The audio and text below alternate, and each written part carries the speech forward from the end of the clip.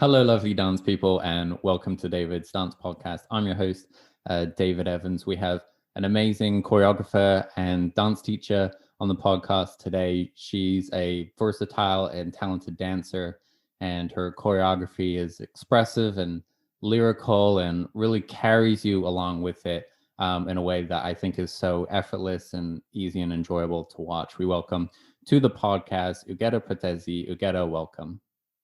Hi, everyone. I'm really happy to be here. We're so happy to have you on. Thanks for taking the time today, and it's nice to catch up again. The last time that we hung out was we met on a music video shoot, Yes, which I we realized did. was like 2 years ago now. I can't believe. Is it already 2 years? Yeah, Yes, it's it is. already Yeah. 2 years. It was a while ago. I know, it's just mad that you and me did with Mary, and that was my first time meeting you, and it was so much fun. It was a really great process. I enjoyed it a lot. I mean, it had to do with also the vibe of the video and what they're going for, but it was quite quite free and quite silly. Yeah, it was a fun process. Yeah, it was slightly weird, but in a good way. And I didn't realize until looking at more of your works leading kind of up to this is that that was actually quite a different process and probably movement and stuff from the stuff you were doing on a more regular basis. Yeah, I think it was the fact that there was a project that so I was following what the client, what the band wanted. So I was going more in a different direction just because I was kind of creating somebody else's vision for what they wanted. But yeah, it was really fun to work with you and Mary, just because you guys were like really in sync with each other. And I love that in dancers when, as a choreographer, you can like give them tasks and improvise, and you are really like working well together. Yeah, I hadn't really thought about that. Yeah, but the like dancers connection, like it helps when people have already danced together because it takes a while to like create a vibe or just like understand how two people move together. And I hadn't even thought of it. Be comfortable with each other, kind of. Yeah, and understand like each other's groove. Like we talk about this. Well, I talk about this in like social dancing, like salsa and stuff. Like I'm very much like a big believer in when you so like say I'm doing like a salsa dance with someone, and we're freestyling it, like we're out in the club or whatever. Like I really emphasize spending the first 30 seconds just listening with my body and listening to kind of the groove and the vibe of the other person, and trying to find a groove and trying to pull in like attention. So like one of the things that like I'm doing is like say I'm dancing with a lady and she's like the first thing is like I'm kind of feeling out her personality through her movement, like what the groove is, because everyone has like a certain groove, and sometimes I will bring my groove and say like this is the groove, like do it, and she will pick up on it. And other times like she just won't follow that, and she'll follow the steps but not the groove, but not the mood. I think that's why and then I'll just adapt and I'll just go like okay, and then I'll just adjust to hers, and then I understand what her movements like, and just spending that time like creating that connection, because especially when you're dancing with like a stranger for the first time, not only building that trust, but you have to start to understand how can we have like start to build a movement rapport so that we understand how we can move together. And only once like that's established can I be like, okay, let's try doing some steps together. Because if we try doing that while we're like still on different wavelengths, different vibes, different movement languages, basically different movement. It's really hard. It becomes really disjointed, and it just doesn't quite work. So it's I think interesting doing that process you do as a professional dancer in like a really condensed form in like 3 minutes. I think like that's the reason why sometimes if I do a project and I know the time frame is going to be quite short, right. and the process quite quickly, I always try to use people that I've worked with already, or that they've worked with other people already, and get them into the project, just because sometimes you haven't got the luxury of time in terms to create the connection, and you want someone to work well together, like quite fast. And yeah. And by projects that are under time pressure, you mean every project? um, I I mean, mean, so many projects they come and they're like, so we want 10 minutes of choreography. You have 2 days, and you're like, what? and yeah, I think that's the fun part of. I think sometimes when people think of like the creative process, they think it's like really lengthy and people have time to. I think most of the time when you do something and you're working for somebody else, or even if you work for yourself, but you haven't got like the studio space, it's not that you've got an infinite amount of time there. Everything has to be creative, but at the same time, quite, I don't want to say practical, because practical sounds somehow wrong, but like you have to be, practical in terms of like creating what you need to create in the time that you've got. Yeah. I think sometimes you always wish for more time. Yeah, of course. I think truthfully, most dancers would be, and most creators would love to be paid for their creative time and for their to do a creative process. And that's one of the things, people often apply for arts funding for that reason, because it's hard on the job to be given that time to research an idea properly. And I think it's one of those things where, and you see it with dancers, but also, I see it with illustrators and, musicians, where you need to carve out your own creative time in a way, because I find often once you're on project, especially if it's more commercial, they want more craftsmanship than creativity. It's more like, use your tools, apply them. There's not enough time for real experimentation. So I find it's like, okay, you need to be maybe keeping an ongoing creative practice, so that you have that resource, so that when you come to apply it, you're not like creatively starved. You already have things that you're kind of creatively like excited about and are kind of bubbling away in the background that you can draw I think upon. finding that balance between keeping, if you're doing a project and it's on somebody else's terms, keeping your like integrity in terms of, this is the idea that I want to bring to the project, but then also deliver what the client wants or what the situation requires of you. And I think the easier you make that for yourself in terms of using people you worked with before, or doing like as much prep ahead, that's really important. Also because you never know, especially if it's something on that you're doing, like something on camera, you never know exactly what the situation of the environment that you're going to be shooting are until the day of the shoot. So there's lots of things that could possibly go wrong. Not wrong, but they can vary. So I think as a choreographer, you always have to like be as prepared as possible, and at the same time be prepared to change everything you've prepared for. Right. Is there a way that you create choreography that has that adaptability in mind? Like, are you thinking this section might have to change, or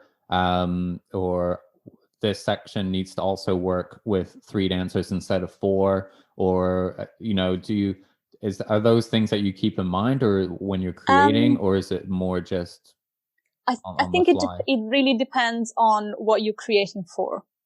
So for example, I've done a couple of projects where I was doing more like a movement director job for a short film, and in that case, I had everything prepared ahead. I had the script I know what the director wanted. I had everything ready. And then you get on set and something changed, or the actors doesn't want to do that specific movement. So you have to have that kind Actors, of, man. yeah, you need to have the kind of like mental flexibility of being like, yes, I'm prepared, but also we can definitely change everything. And I think, but in other circumstances, if I'm doing something that is a project of mine, I think most of the time I will go in rehearsal with something ready, but then it will definitely change once I put that on the dancers. Because I don't like to go into a rehearsal room with nothing prepared and go like, let's see what we create together. Yeah. I like to bring in, phrases or images or things that we can start the conversation from there. I like to give something first and then we create things together. Yeah. So in that way, definitely open to, everybody else in the room. In other things, cause I also choreograph for musical theater, which is, very different from contemporary dance. And in that situation, again, it's a different time frame because we might have a rehearsal and you have to put a whole number. And maybe you had something in your head, and everything was planned, but you get to put it on the company and you actually, you think something else, it will work instead. So you have to like change it on the spot. So I think I'm someone that likes to be prepared. Yeah. I like to do the work before I go into the rehearsal room. So then when you're there, you've got the flexibility to, if you've got something ready, then you prepare to change it. Yeah. But I know that other people work differently and they like to go in with like not much done and see what comes out of the rehearsal room. So yeah. But it depends a little bit on the environment, as you say. Like in musical theater, you're typically dealing with like bigger casts, and so in like strict rehearsal or like rehearsal pressures, like you're not always going to have everybody together. So for those rehearsal times, you got to really make the most of it. And you can't do as much like kind of one-on-one time of like, hey, we'll just tinker with that. Like you get in a smaller rehearsal process working with like 2 or 3 dancers. So it is one of those things where you do just need to come in with a more structured process, more with a more structured process, more prep, I guess. I do find sometimes when I choreograph for musical theater, it's more I think it's more like doing maths. Like you've got all of the day, like all of the things that you need to know. There is a end result and you kind of have to like make things work with all of the things that you've got. Like there is the music, there is the script, there is the characters, there is what it needs to be said and done during that scene. There is props. And so I think sometimes it's literally, just like doing a math problem. You've got the numbers. One big puzzle that you've got to somehow bring together. Yeah. Which is I find it quite satisfying when, I don't know, if I've got like a big opening number and you've got like 30 people on stage and there's so much like crossing and moving around. And when everything kind of works, it's so exciting. It's like solving an equation or something. It's fun. That's great. And how do you work that out then? Like, do you write it out for those kind of more kind of mathematically more complex complex choreographies? Like, do you write it down as words? Do you do drawings? Like, what's your kind of process? I'm more like a visual, so I like to draw things out. So I will have like, if it's something that's quite complex in terms of like the formations that are going on stage, I would do like drawings for each formation and, just like drawn out the the stage and then put like little crosses where people are, and then I color coded them, and so it's I like to see things down.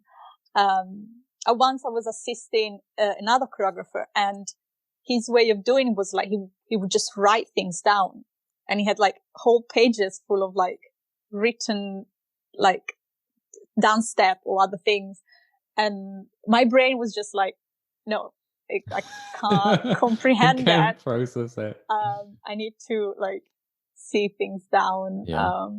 Yeah, I find that so hard when, you know, like I love language. You know, I use language to really support my work and support my process. I think it's a great source of inspiration. At the same time, I think it's also like a poor communication tool, more often than not, because like as a dancer, when someone tells you like a step, in your head, you're taking those words and converting them into a visual, and then like that converting that visual into like a physical sensation of like how that step's going to feel.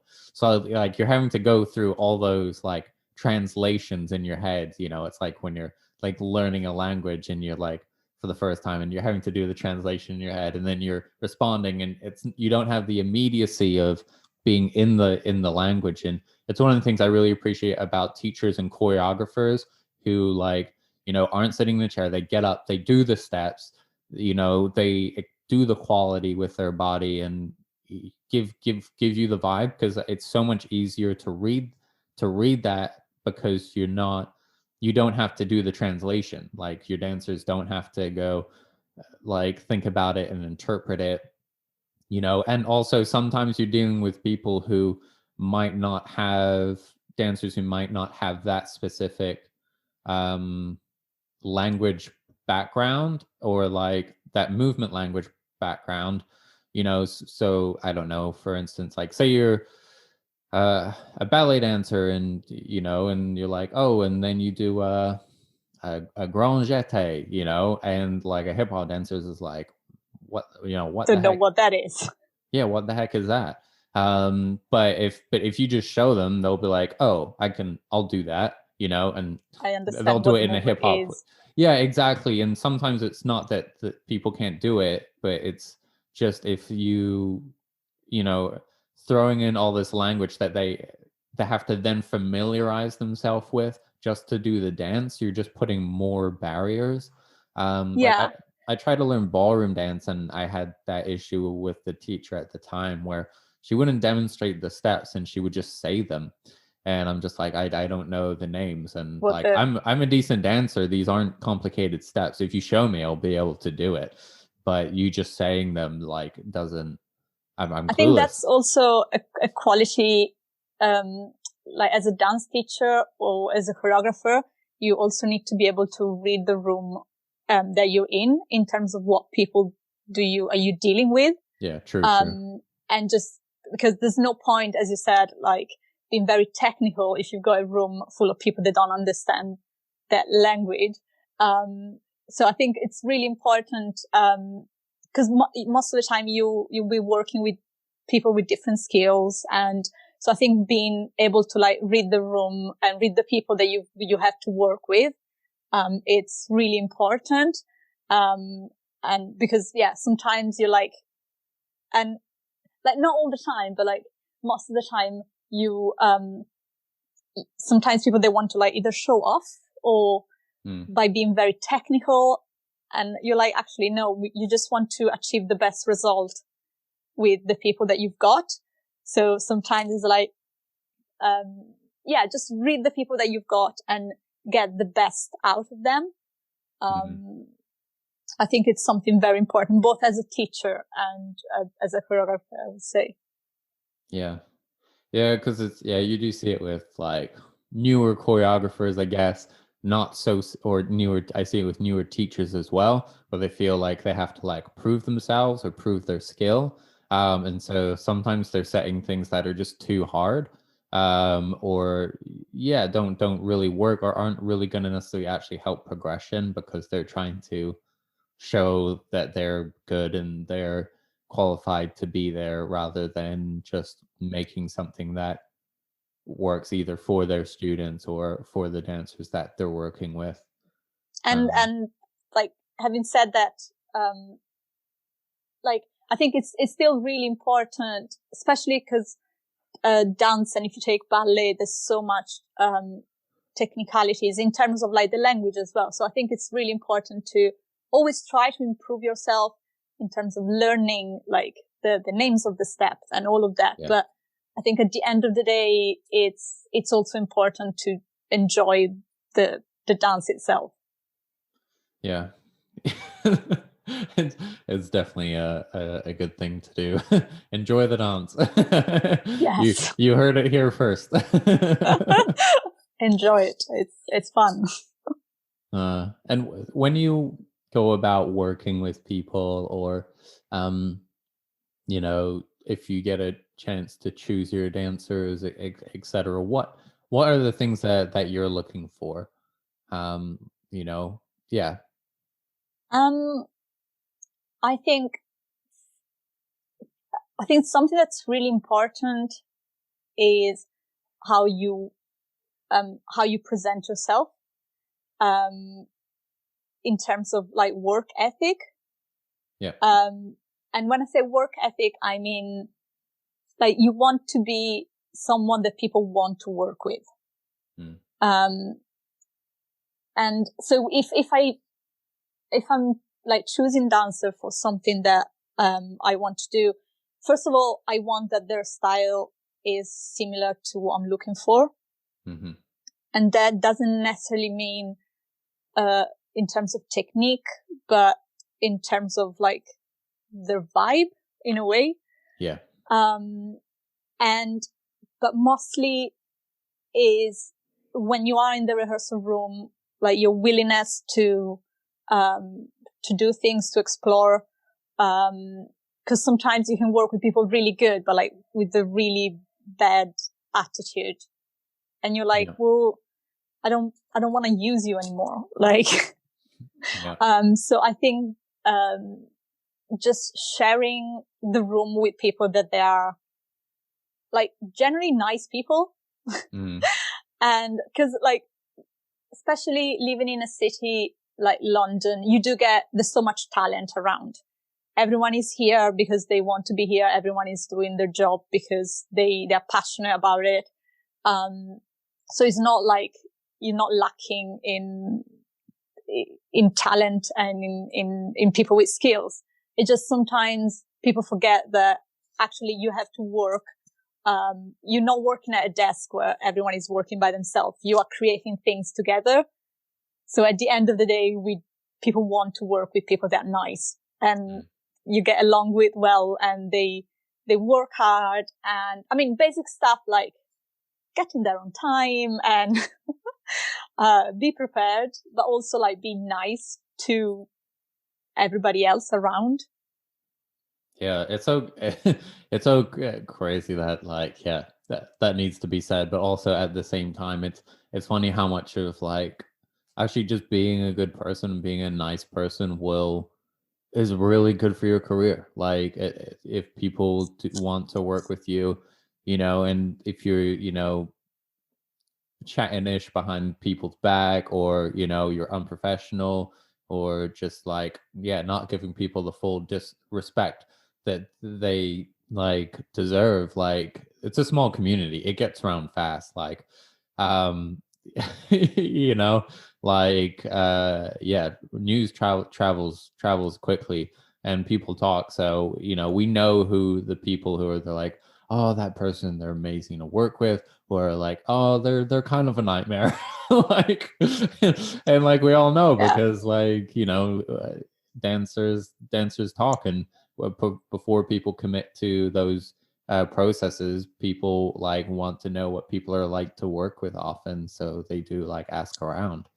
And also it's like even London is a big city, but it's quite, especially if you've been here like for a while, you do project, and then I don't know, 3 years later you're like, oh yeah, I remember you from that thing. So it's actually quite easy to work again with people that you've worked once. Yeah. So it's, I think, as a general thing, be a nice human being. Simple, but important, I think. Yeah. It's been tough during this like kind of COVID times, I think, connecting with other dancers. Like I'm really grateful for this podcast. Like I'm really happy that I started it as like a way to connect with other people. And I think having this community time is so important. You've been doing some work as well. What was the project that you did? Was it LD project? Is that what it was called? Yes, it was Yeah. Project LD, which not very imaginative, but it was. I started it right at the beginning of the first lockdown, and as in last April. Yeah, it started in April. And it was just like an immediate response to what was happening to us. And it was a video project, and I think it was 15 of us. It was 15 dancers involved in this, and from quite different countries. Some of them, they are based in London, but they went back to their home countries for the lockdown.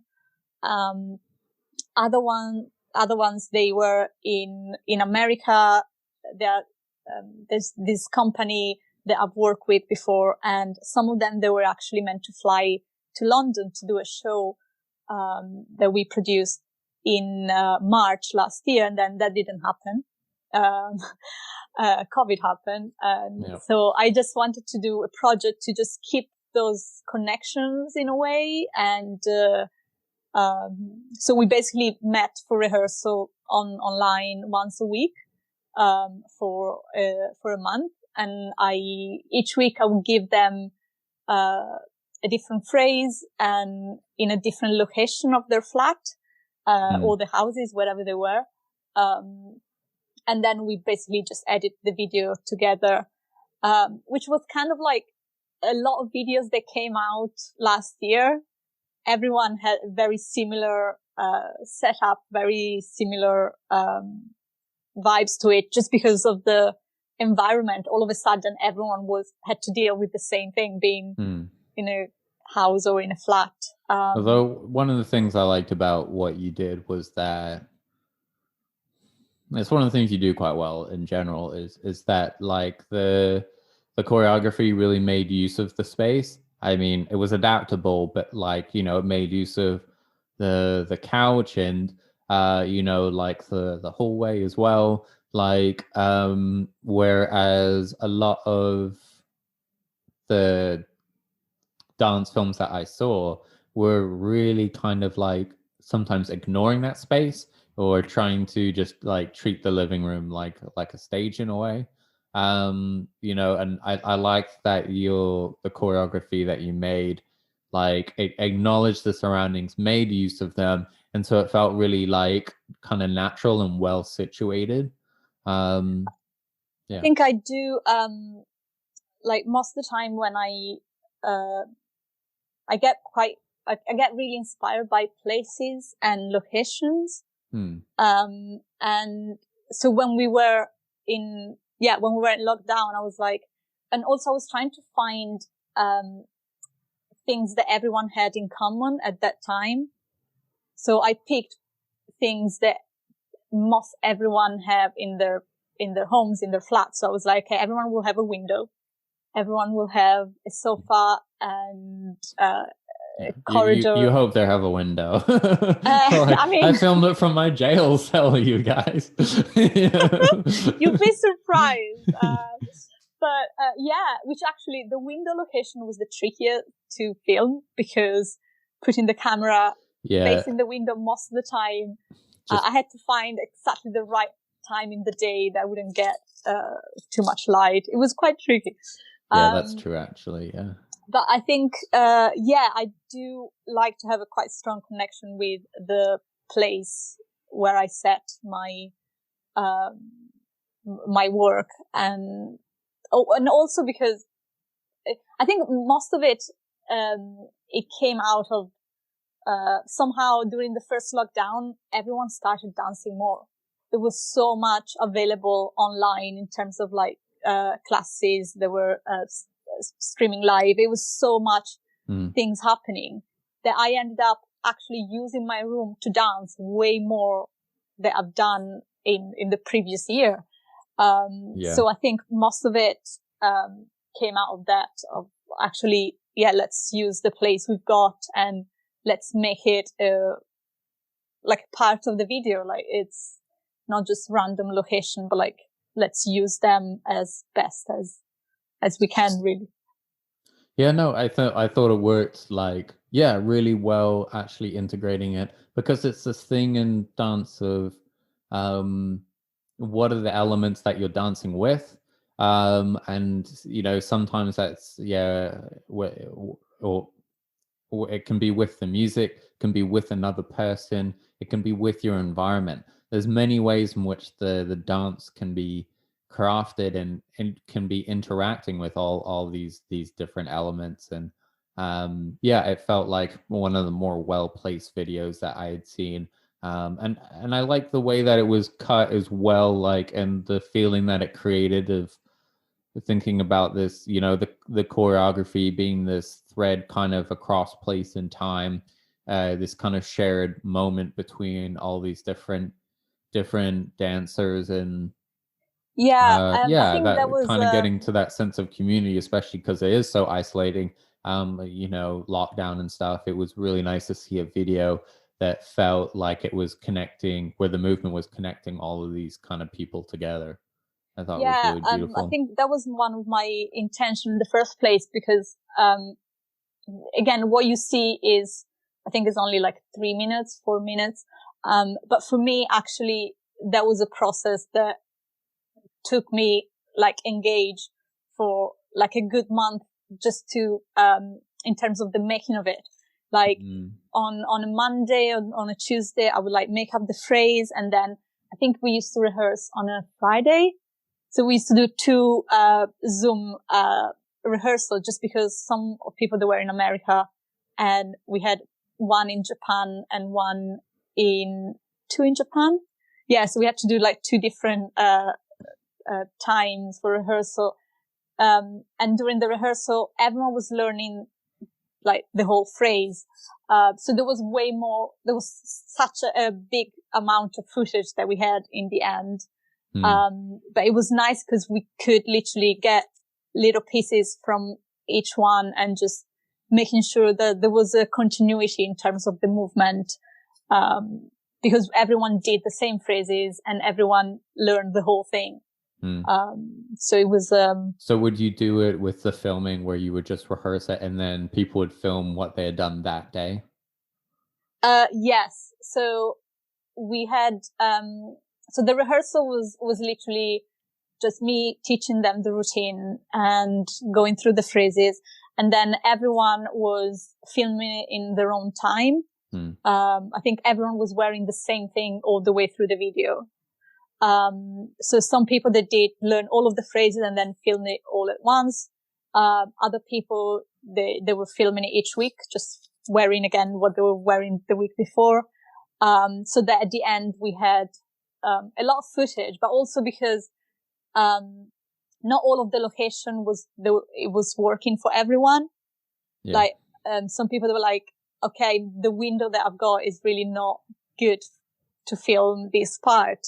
Or like other people that were like, actually, I don't have a garden at the moment, so I can only film the places inside.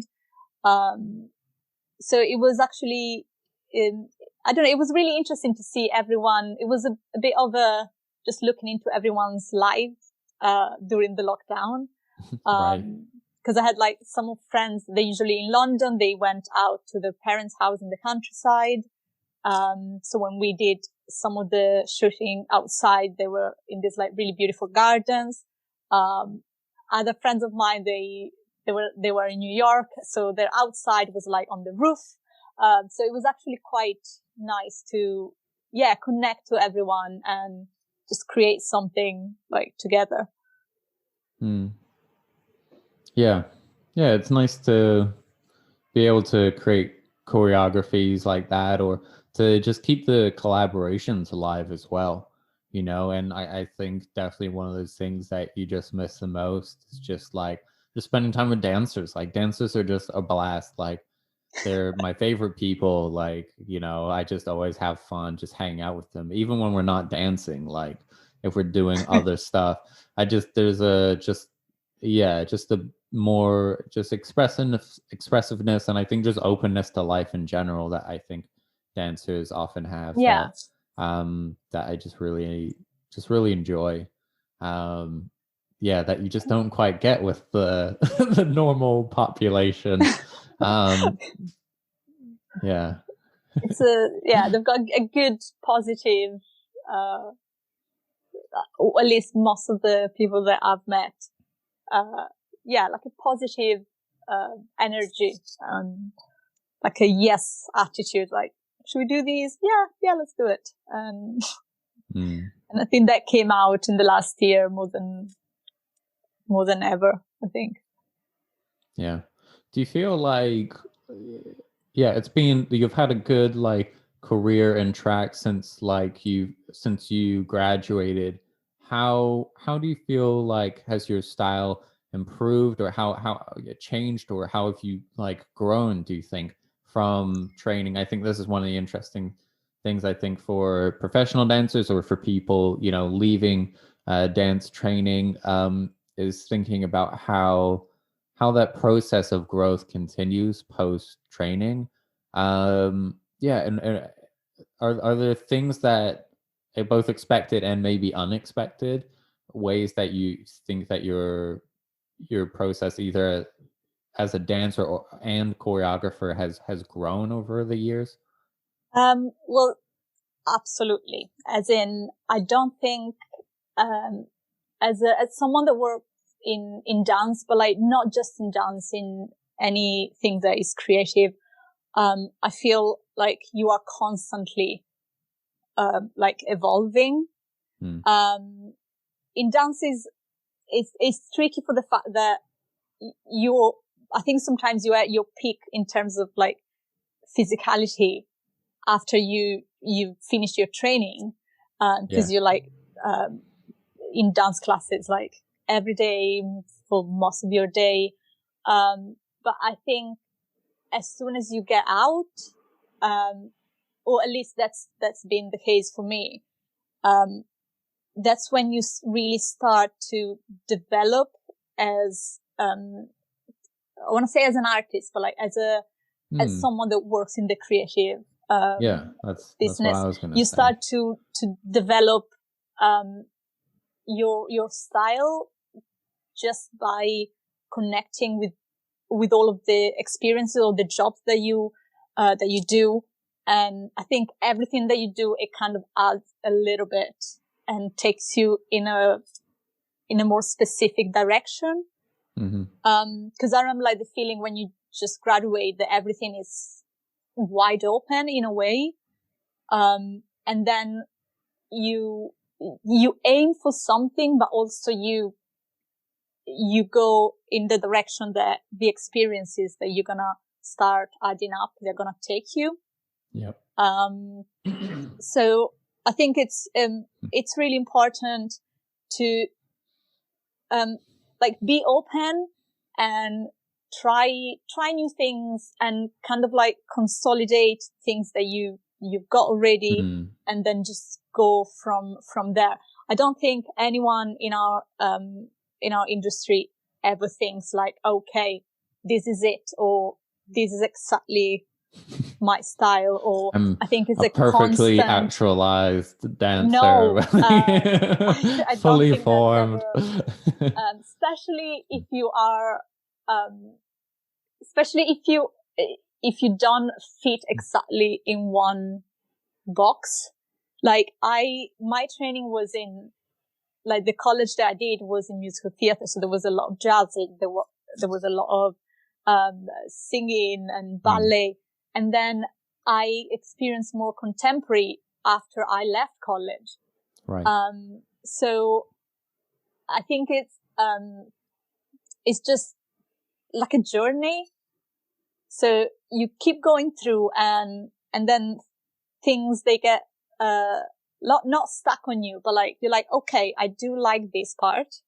I want to go more in that direction. Or so just like being open-minded and see what your strengths are, that you don't necessarily find out straight away, or you don't necessarily like have them set after you graduate.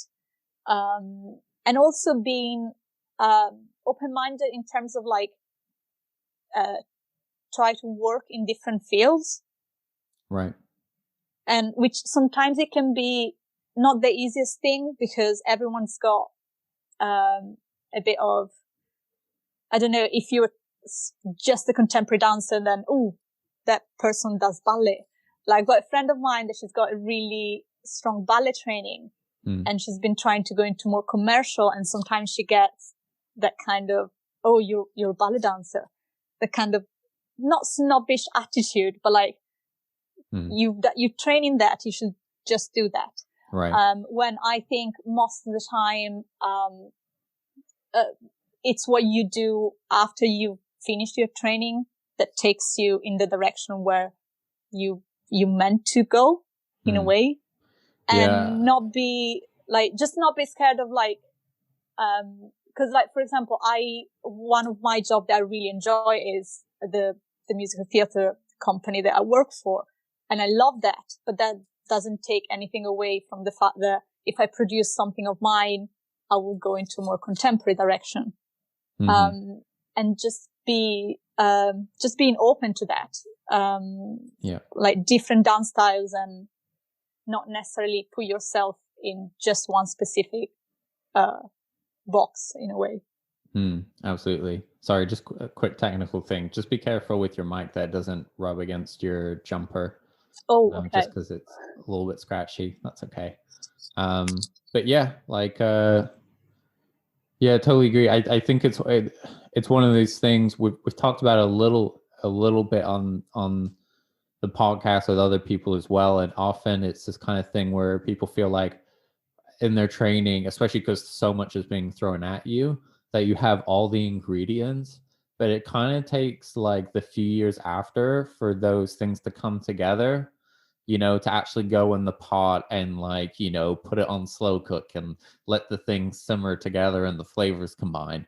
And you kind of need that time where, sometimes you come out and then you go, oh, actually, I want to go this direction. And maybe it's, like your ballet friend of, oh, I wanted to do some more commercial stuff. And so you realize, oh, actually, I need, some different ingredients to add to this pot. And it is kind of, figuring out what that direction is and what that direction kind of looks like. And figuring out also just a little bit what you want as well. I think probably post Laban, like I focused more on breakdance than, and less on salsa than like I maybe thought I would at the time. But a lot of that is kind of prioritizing. Salsa is something that's, I can always come back to and is less physically demanding. Whereas like breakdancing and contemporary are so physically demanding that like there's growth that I want to have that I kind of need now. Also, I know kind of as a performer, I love salsa. I absolutely love it, and I really enjoy teaching it. But I primarily want to teach salsa. I don't really feel a need to necessarily perform it. As a strict style, like it influences the way that I move anyway.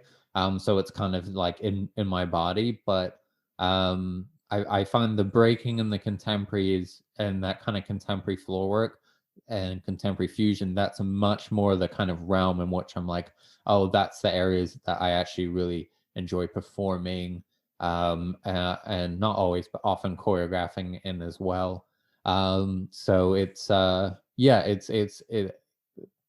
it took a minute to realize that, and then go, okay, and then be able to like actually focus my training a little bit. I think the tricky part with dance is the fact that in a way, your body sometimes works against you in terms of like, you want to take time to figure things out but then it's like it's not something that you can do,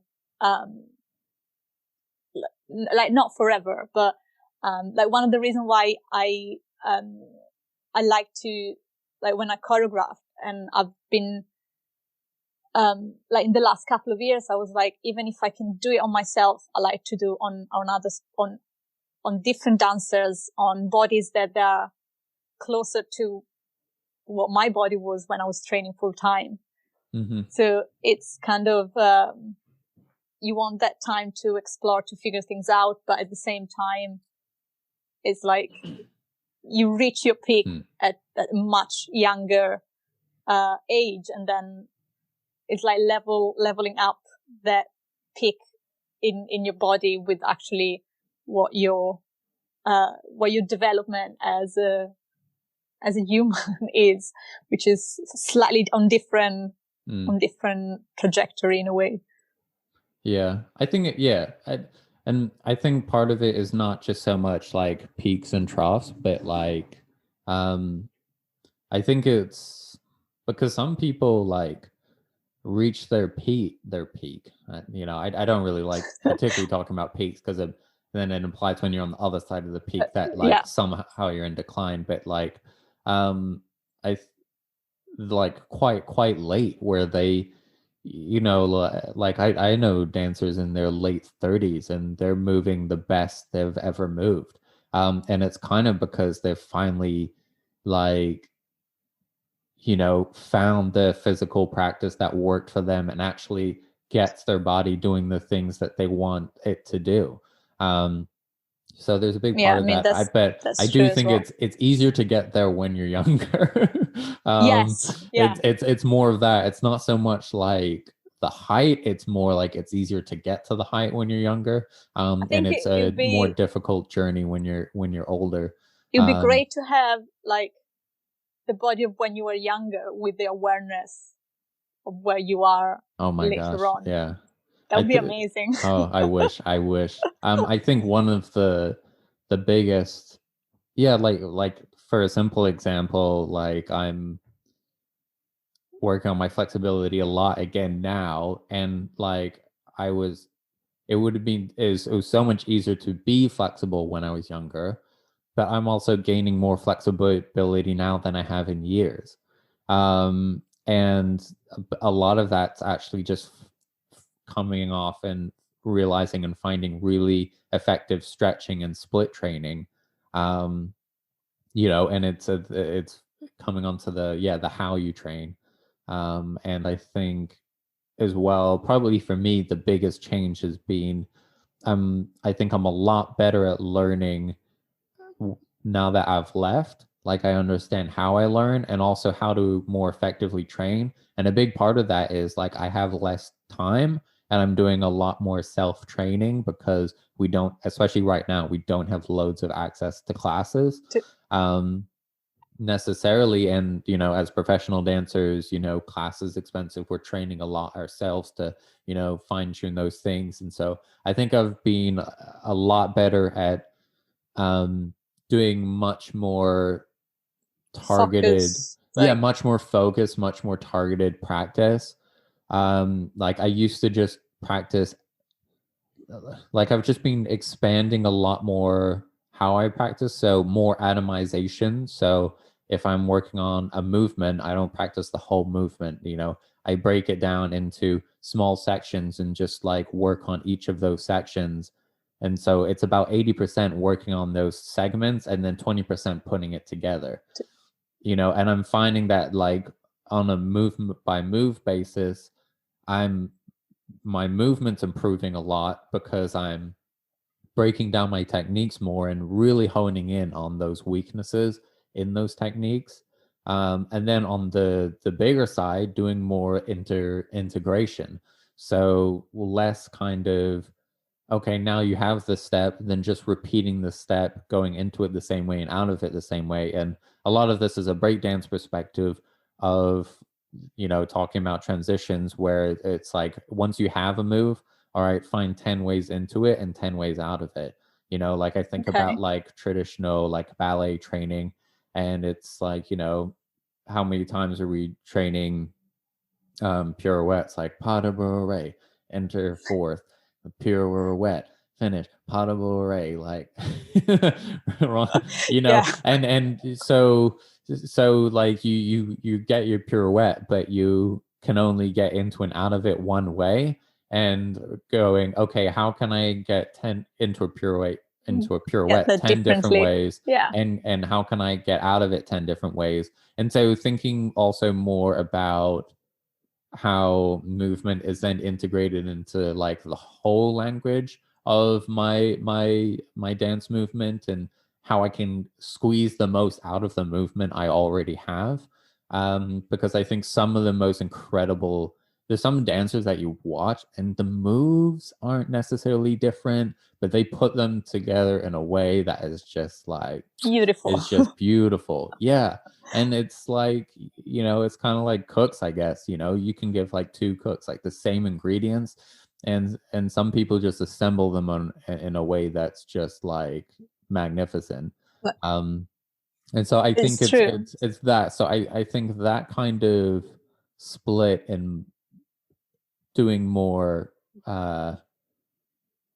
work of working on things really small and working on things really big has helped me grow a lot more. And I don't think I did as much of that when I was training. I think I was more in this Yeah. kind of middle, Middle. this middle ground, which works really well for classes and for class structures. But I think when you're able to train yourself a little bit more, then you can, you know, start to play with that framework a little more, like contracting and expanding it, to That's be able true. to actually really um, improve in a much more targeted and a much Much more like deeper, specific. yeah, specific and very and broad when it needs to be broad as well. So yeah, I find that's helped me grow both the more hard technical skills in my dancing, as well as more of the soft skills, the more the musicality, the improvisation, the variety, the texture, the quality. Those things is playing more at those ends and less in the middle.